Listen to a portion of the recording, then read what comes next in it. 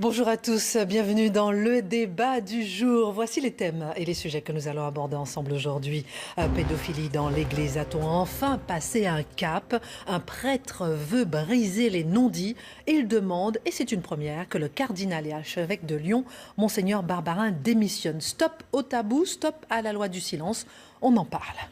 Le premier conseil des ministres de la rentrée a eu lieu. Il est suivi d'une réunion d'arbitrage budgétaire, une rentrée bien différente de celle de l'année dernière. L'affaire Benalla est passée par là. A-t-on une nouvelle Emmanuel Macron? Qu'est-ce qui a changé? Quel état d'esprit pour ce premier jour de rentrée? Non aux fruits et légumes traités avec des produits interdits en France mais importés sur notre territoire. Non à la marge que se font les distributeurs. Pour se faire entendre, un syndicat agricole organise une vente de fruits et légumes aujourd'hui en Île-de-France. Est-ce bien efficace? On analyse ces sujets avec nos deux invités du jour. Hélène Pilichowski, bonjour, vous êtes journaliste. Bonjour. Merci d'être là. Et puis Bruno Fuchs, député En Marche, apparenté moderne. Alors, avec nous, on va commencer d'abord par ce premier sujet, ce prêtre qui veut briser le tabou de la pédophilie, après un nouvel appel au pape à se mobiliser contre la pédophilie. Voilà que Pierre Vignon demande au cardinal archevêque de Lyon de démissionner. Pourquoi? Parce que le cardinal est poursuivi pour non-dénonciation d'agression sexuelle. C'est le père Prénat qui, lui, est accusé d'agression sexuelle, de plusieurs dizaines d'agressions sexuelles, qui exerce encore aujourd'hui. Alors, si on a le son du père Vignon, on va l'écouter. Il justifie son acte et sa demande de démission. La lettre du pape François, ça m'a beaucoup touché parce que c'est un véritable cri qui demande à chaque membre de l'Église de prendre conscience de la douleur des victimes, de ne pas la minimiser. Le mal, est-ce que c'est celui qui en parle ou celui qui l'a subi? Et malheureusement, les victimes qui ont subi ce mal, elles sont souvent détruites à vie. Et pouvoir parler, être écouté, c'est quelque chose d'important.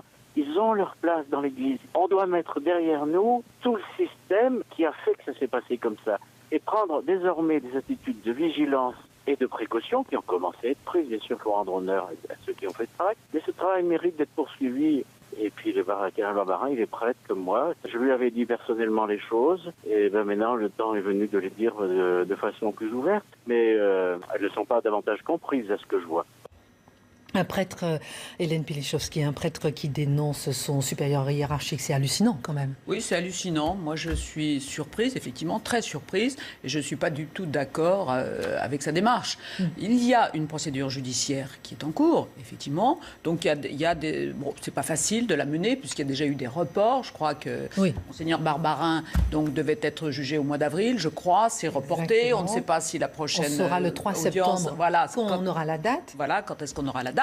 Donc, effectivement, et qu'est-ce que tout d'un coup vient faire ce prêtre de Valence pour dire il faut qu'il démissionne? Au nom de quoi? Au nom de quoi? D'autant qu'il se réfère à ce qu'a dit le pape François dans sa lettre le jour même, alors que le pape François a soutenu Monseigneur Barbarin en disant, parce qu'il y a déjà eu effectivement des attaques contre lui, au nom de la couverture dont il serait coupable, couverture des faits. Donc vous ne pensez pas qu'il peut, lui, le prêtre, se dire non, stop à cette... Enfin, stop, il ne va pas tout seul. Il ne va pas tout seul arrêter, si vous voulez, quelque chose qui date depuis des siècles. Effectivement, le silence de l'Église, le silence qui entoure les malversations. Mais on peut dénoncer ce silence quand même. Mais il a été dénoncé.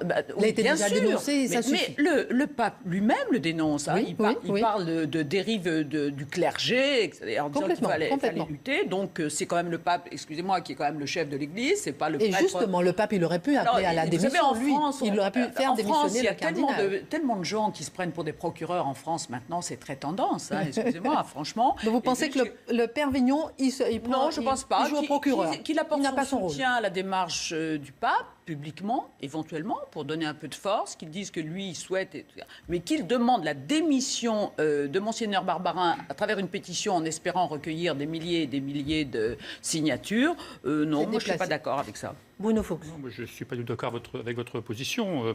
Le pape a demandé effectivement au cardinal Barbarin de ne pas démissionner. Mais la question n'est pas tellement celle-ci. On est là dans une des affaires, d'un ensemble d'affaires qui touchent l'Église catholique. Et le drame pour l'Église elle-même, c'est de ne pas être dans la transparence et de soustraire un certain nombre de prêtres à la justice.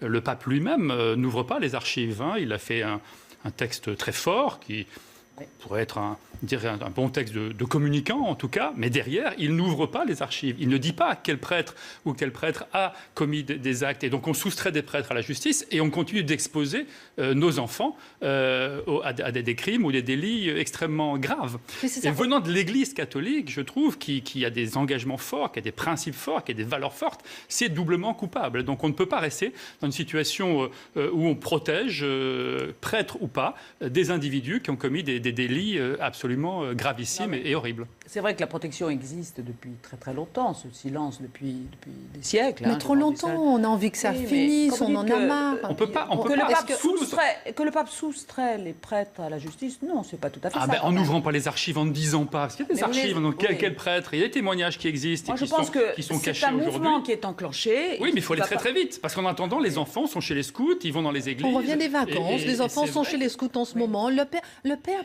Péra, par exemple, il est encore en train d'exercer. En fait, il est encore en train d'exercer en ce moment. C'est quand même on essaie dans les écoles, dans les camps. On n'a pas son procès. Monseigneur Barbarin, lui n'est pas coupable. Il n'est pas coupable de.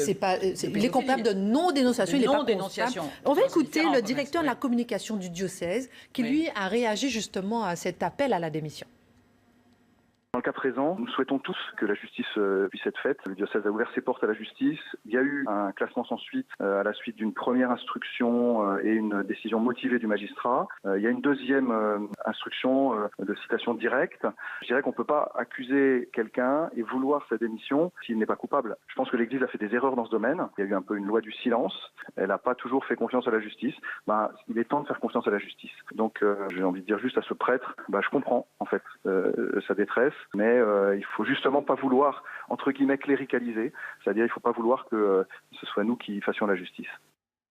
Alors, il dit qu'il allait un peu dans votre sens, mais on a envie de savoir un peu où est-ce que... Il dit qu'il n'est pas coupable, en fait, Monseigneur Barbarin, mais il n'a pas encore été jugé. Déclaré coupable. Bien sûr, coupable. La question, à mon avis, est celle de M. Barbarin, mais au-delà de ça, c'est celle du silence. Voilà, on est au-delà de ça. Je pense que le prêtre en question, il prend le sujet par un petit bout. Il se dit que le pape a appelé à... le débat public sur le silence que l'Église catholique, sur ce sujet-là, en tout cas, on le voit encore en Pennsylvanie avec des centaines de cas dans le monde entier. Donc il faut un moment que ce sujet soit clarifié, purifié. Et vous-même, vous ne faites pas confiance à la justice? Bien sûr, si. Pour moi, le sujet de la démission ou pas, il n'est pas important. C'est la façon de poser le sujet. D'accord. En plus, le pape a demandé au cardinal de ne pas démissionner, donc je pense qu'il ne le fera pas. Mais la question n'est pas là. Pour moi, le prêtre, là, il pose une question. Il prend une question qui est médiatisable pour poser le débat que l'on traite dans cette émission. Il veut quand même collecter des signatures, il veut quand même poser. Et puis il faut rappeler qu'il y avait... à travers le Monseigneur Barbarin, quand même. Qu'il y avait déjà eu une pétition en 2016, justement, lorsqu'on avait parlé de l'affaire, qui avait obtenu... Là, on est à 7000 signatures pour la pétition. Il y avait 70 000 signatures qui n'avaient rien donné. Donc, on se demande aussi quelle efficacité. En tout cas, on suivra ce dossier puisque c'est le 3 septembre qu'on saura effectivement quand est-ce que le Monseigneur Barbarin sera devant la justice. Parlons politique maintenant. Premier conseil des ministres de rentrée qui a lieu. Il est suivi d'une réunion d'arbitrage budgétaire, une rentrée bien différente de celle de l'année dernière. L'affaire Benalla est passée par là. On va retrouver tout de suite Loïc Signor qui est à l'Élysée. Donc dans un instant, on va le retrouver pour savoir un peu l'état d'esprit du jour. Bruno Fuchs, je vous ai entendu un peu défendre l'état d'esprit du gouvernement. L'affaire Benalla. Non, mais oui, heureusement, mais quand même. L'affaire Benalla est passée par là. On peut pas être serein pour cette rentrée quand même. Mais on n'est pas forcément... La question n'est pas d'être serein ou pas, mais l'affaire Benalla n'a pas d'impact sur la rentrée. Vous pensez quand même qu'il n'a pas d'impact? L'affaire Benalla, c'est une affaire Pour l'instant, il y a là encore une instruction. Il y a une ombre judiciaire. qui plane. Oui, il y a encore une instruction judiciaire. Il y a l'enquête de l'IGPN, Voilà. l'enquête Donc, il y a des judiciaire, enquêtes. l'enquête au Sénat. Oui, mais on est là sur une affaire d'un individu qui a dysfonctionné. Il y a la justice va passer par là encore. Et puis, il y a une enquête qui est menée. L'IGPN a mené son enquête, elle a rendu ses conclusions. Et il y a une enquête parlementaire, en tout cas une mission d'enquête parlementaire faite par le Sénat. Et l'Assemblée va rendre ses conclusions dans peu de temps. Donc voilà, c'est une affaire qui est circonscrite. Ensuite, il y a la question de la rentrée. Et effectivement, la rentrée, elle s'annonce en tout cas très engagée. Le gouvernement a fait sa rentrée. Les parlementaires sont beaucoup plus soudés. Peut-être c'est un effet quand même de l'affaire Benalla, c'est que la cohésion de la majorité est encore plus forte qu'avant et sa motivation est encore plus forte qu'avant. Alors, cohésion de la majorité plus forte et opposition aussi plus forte. Oui, mais l'opposition, bon, moi, que l'opposition dise ça ne marche pas, à la limite, c'est son rôle. C'est un peu affligeant de voir une opposition qui ne propose rien. Quand on demande à Xavier Bertrand, par exemple, quelle est la différence fondamentale avec le gouvernement, puisqu'il s'oppose au gouvernement, il dit oui, parce qu'on va taxer, peut-être, en plus, une idée qui n'est pas du tout à l'ordre, enfin, qui n'est pas du tout décidée encore, c'est une question dans le débat, on va peut-être taxer les patrons pour 3 jours de congé maladie. On ne peut pas être en désaccord avec un gouvernement fondamentalement sur une question aussi banale. Donc l'opposition n'a pas de proposition, et donc il est normal, pour se ressouder, et c'est le cas des Républicains notamment, pour se ressouder, puisqu'ils sont divisés, ils attaquent le gouvernement. Mais bon, c'est du leurre, il n'y a pas de proposition. Moi, je préférais avoir un débat avec l'opposition qu'un débat de fond, sur des questions. Alors l'opposition va vous répondre, on dépose des amendements, ils sont rejetés. Oui, mais enfin, voilà aussi. Hein. Oui. Voilà. Juste avant de vous donner la réponse, juste avant de vous faire réagir, on va rejoindre Loïc Signor, qui est à l'Élysée. Loïc Signor, quel est l'état d'esprit, là, ce matin, en ce moment, à l'Élysée, pour le Conseil des ministres ?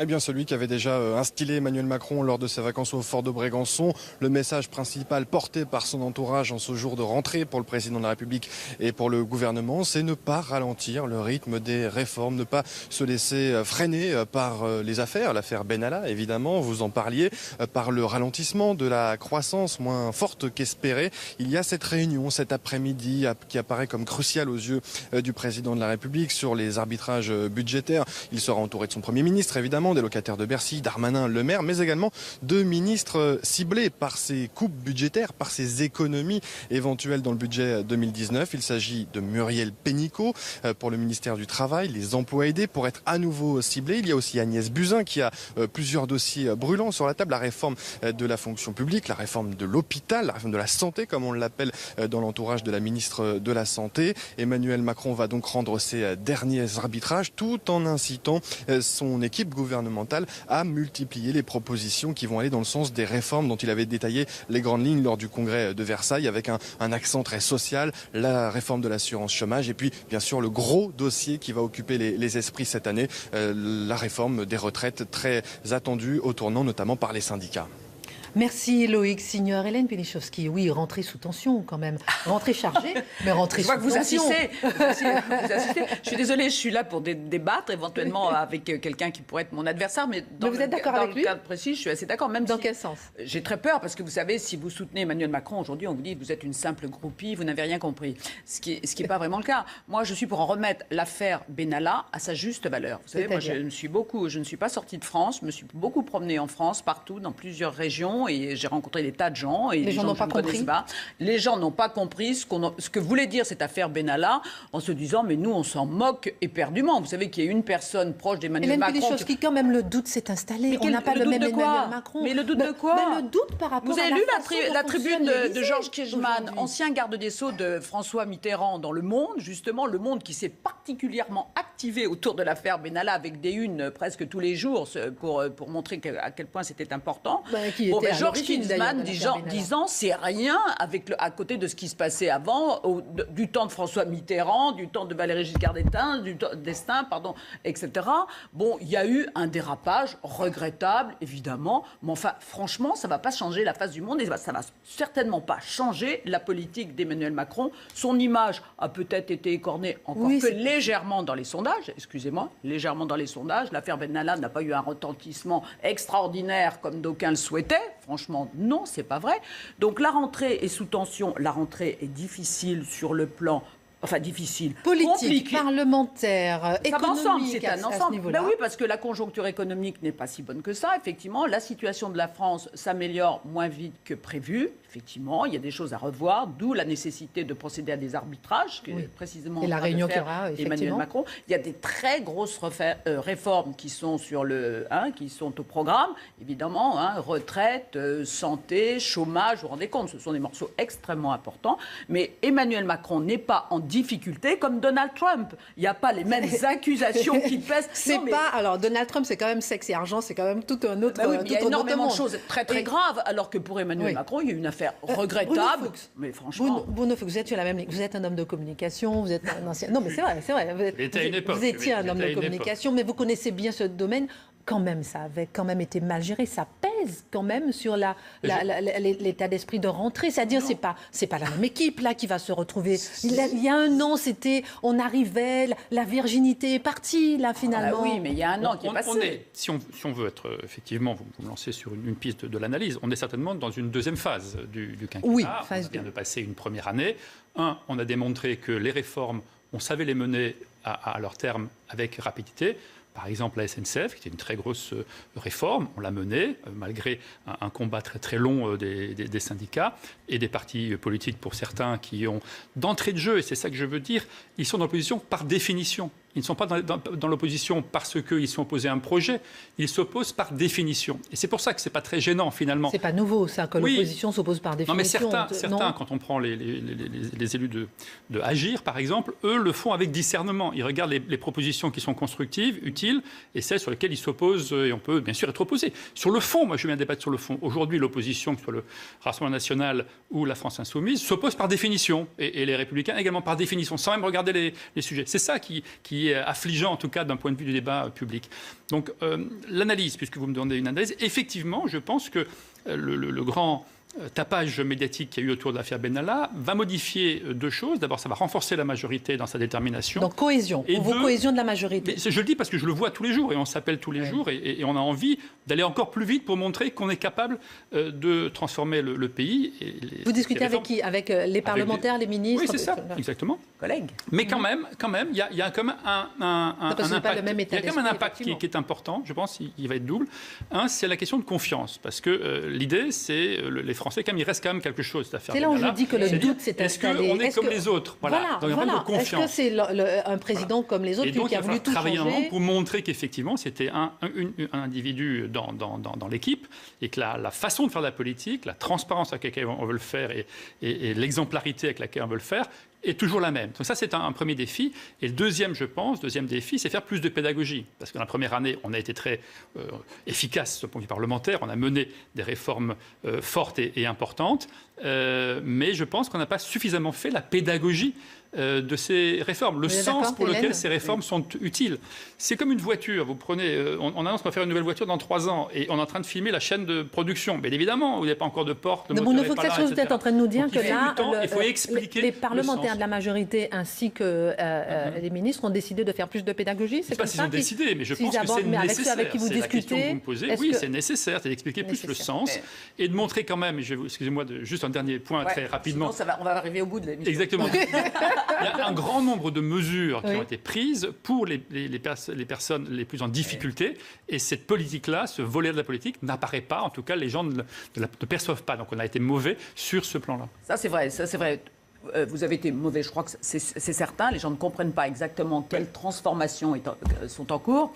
Mais ça, c'est parce qu'aussi Emmanuel Macron manque de relais, c'est dit et redit, si vous voulez, de relais politique, de poids. Il n'y a pas de président de région, par exemple, de gens qui soient connus sur la scène nationale et qui puissent monter au créneau pour expliquer et défendre les réformes qui sont en cours. Cela dit, vous disiez tout à l'heure que l'opposition sortait renforcée à la fin de l'été de l'affaire Benalla. Eh bien, moi, je ne le crois pas. Je crois au contraire que l'opposition a raté le coche. Parce que pour s'unir entre droite et gauche, Parti socialiste, France Insoumise, dans une motion de censure totalement ridicule. Oui, mais l'opposition existait quand même là pour une fois. Mais il faut encore ils ont raté le coche. Mais encore faut-il exister à bon escient. Dans le bon sens. C'est pas le tout de dire de crier comme Jean-Luc Mélenchon qu'on est face à l'affaire Watergate pour l'affaire Benalla, comme il l'a dit dans une interview dans Le Monde. C'est pas le tout de dire ça. Encore faut-il argumenter. Je pense que l'opposition aurait eu effectivement meilleur temps à faire des contre-propositions à la politique d'Emmanuel Macron et dans une discussion budgétaire qui va arriver là tout le premier temps et qui s'annonce compliquée. Oui.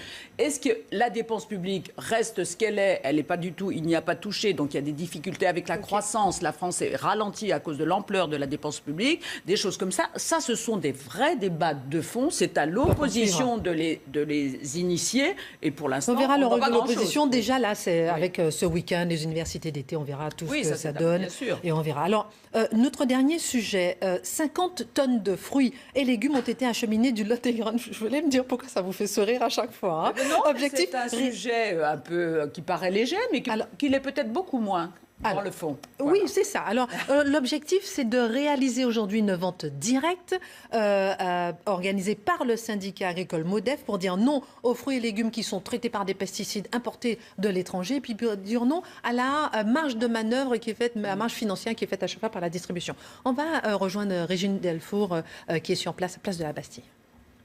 La vente a commencé, les clients sont nombreux, comme vous pouvez le voir derrière moi. Ils se pressent car ils ne veulent surtout pas rater la bonne affaire. Car ici, les prix sont imbattables. Par exemple, cette salade à 1 € ou alors 2 melons pour le prix de 3,50 € au lieu de 5 ou 6 pratiqués généralement dans le commerce. Vous avez des pommes de terre, des tomates, des haricots verts. Au total, c'est 9 sortes de fruits et légumes répartis ici sur 20 tonnes disponibles à la vente. L'objectif de cette opération, en fait, c'est de réduire le circuit entre le producteur et le consommateur.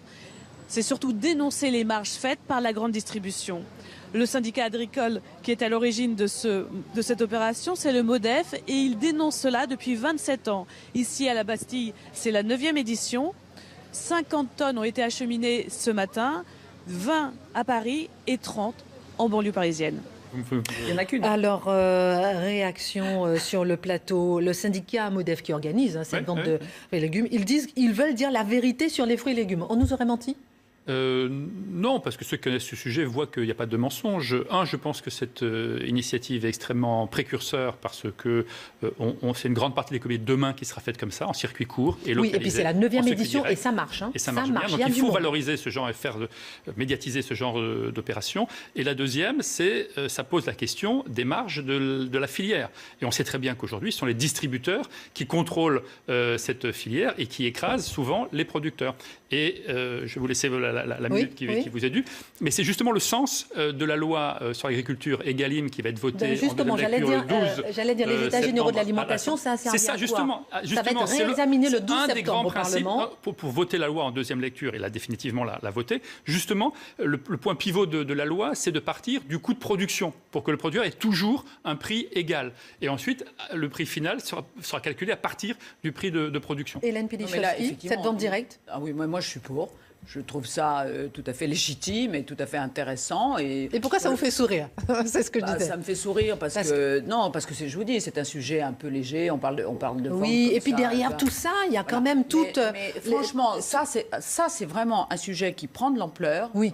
Parce qu'on voit de plus en plus de gens qui disent je ne peux plus acheter de fruits dans les supermarchés. Il n'y a pas moyen de trouver une tomate correcte ni une pêche mûre dans un supermarché. Non, mais en plus ils n'ont pas de goût. Ils n'ont pas de goût, ça coûte cher. Et malgré tout, les prix sont relativement élevés. Alors qu'avant, c'était pas tout à fait ça. C'était moins cher en supermarché. On acceptait d'avoir des produits moins bons, parce que ça, c'est une évidence. Mais on disait, mais on les paye moins cher, c'est cher sur les marchés. Et ça s'est un petit peu inversé, parce que c'est vrai que sur les marchés, maintenant, auprès des producteurs directement, vous trouvez des fruits et légumes bien meilleurs, que dans les supermarchés, où franchement, c'est devenu... On suivra en tout cas cette loi sur l'alimentation et l'agriculture qui sera réexaminée au Parlement le 12 septembre. Merci beaucoup à vous deux.